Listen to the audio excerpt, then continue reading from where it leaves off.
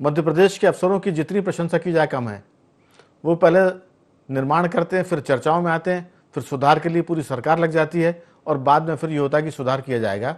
भोपाल के पुल का मैंने जिक्र किया, 18 करोड़ की लागत से लगभग बना था वो। उसमें 90 डिग्री का आप स्क्रीन पर देख रहे होंगे, एक ऐसा टर्न है जहाँ बहुत ही मुश्किल है कि गाड़ी आने के बाद वहाँ दुर्घटनाग्रस्त ना हो। जब बहुत हल्ला मचा सोशल मीडिया पर और चैनल्स पर और अखबारों में, तो सरकार ने उसके लिए सुधार की बात की है।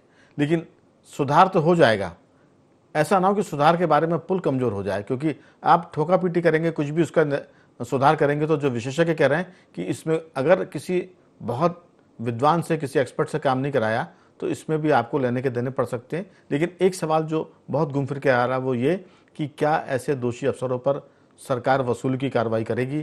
क्या उनकी नाकाबिलियत से उनको ब्लैकलिस्टेड करेगी? ब्लैकलिस्टेड से मतलब उनको फोर्स रिटायरमेंट देने की बात होगी, क्योंकि ये बड़ा मामला है। आपकी राय? देखिए राघवेंद्र जी, ये पहला मौका नहीं है जो इस तरह की स्थितियां बनी। जी। अफसरों का और ठेकेदारों का और नेताओं का जो गठजोड़ है, वो जी। इस तरह की गलतियां हमेशा करता आया है। आप ये बताइए कि जब पुल बन रहा होगा, कितने इंजीनियर्स ने उसकी देख रेख नहीं की होगी।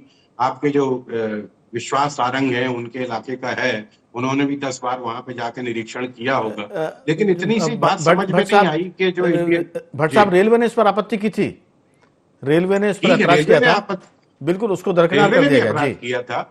लेकिन सवाल वही है ना कि रेलवे सेंट्रल का डिपार्टमेंट है, सेंट्रल वालों की बात अलग होती है, और स्टेट में जिस तरह का भ्रष्टाचार है और जिस तरह की अफसरशाही है और गठजोड़ है ठेकेदारों का। ठेकेदार कोई भी काम लेता है, वो येन केन प्रकारेण खत्म करके चला जाता है कि भाई हमने आपको पैसा दे दिया, आपको जो कमीशन मिलना था दे दिया। अफसर भी आंख मूंद लेता है, नेता भी आंख मूंद लेता है। नहीं तो आप ये बताइए कि इंडियन रोड कांग्रेस का जो एक नियम है, जी। उसमें इस तरह का पुल बन सकता है क्या कभी कि 90 डिग्री पे मोड़ दो आप? अब आप कह रहे हो कि साहब 30 से 35 किलोमीटर प्रति घंटे के हिसाब से आप चल सकते हो।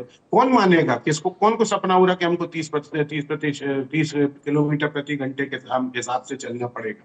अब उसको तोड़ा जा रहा है, उसमें सुधार किया जा रहा है।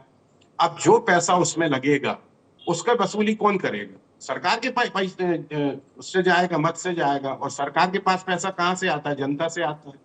तो मैं तो समझता हूं कि किसी अफसर का कुछ नहीं बिगड़ने वाला। जो चीफ इंजीनियर वर्मा जी है, वो लंबे समय से विवादास्पद है, लेकिन आज भी अपनी पोस्ट पे वो विराजमान है। उनका कोई कुछ नहीं बिगाड़ सकता, क्योंकि उनकी इतनी ऊपर पहुंच है। तो सब इस तरह की स्थितियां जब हों, तो फिर आप क्या उम्मीद कर सकते हो? कि क्या इतने बड़े बड़े इंजीनियर्स को समझ में नहीं आता कि 90 डिग्री में, हम एक आम आदमी समझ सकता है कि पुल में 90 डिग्री। हमेशा पुल जो होते हैं ओवरब्रिज ऐसे गोलाकार होते हैं ताकि विजिबिलिटी बनी रहे। और इंडियन कांग्रेस का जो रोड कांग्रेस का नियम है, वो भी यही कहता है कि आपको जो फ्लाईओवर बनाना है, वो गोलाकार स्थिति में बनाना चाहिए ताकि फिजिबिलिटी बनी रहे, विजिबिलिटी बनी रहे। लेकिन आप 90 डिग्री पे एक मोड़ लगा रहे हो, तो जो सामने से आ रहा है आदमी और जो इस तरफ से आ रहा है, वो तो निश्चित तौर पर दुर्घटनाग्रस्त होगा। अब कह रहे हो कि साहब वो रेलवे ने भी हमको जमीन देने के लिए तैयार हो गई, तो क्या पहले आपने रेलवे से जमीन नहीं मांगी, या रेलवे ने जमीन नहीं दी?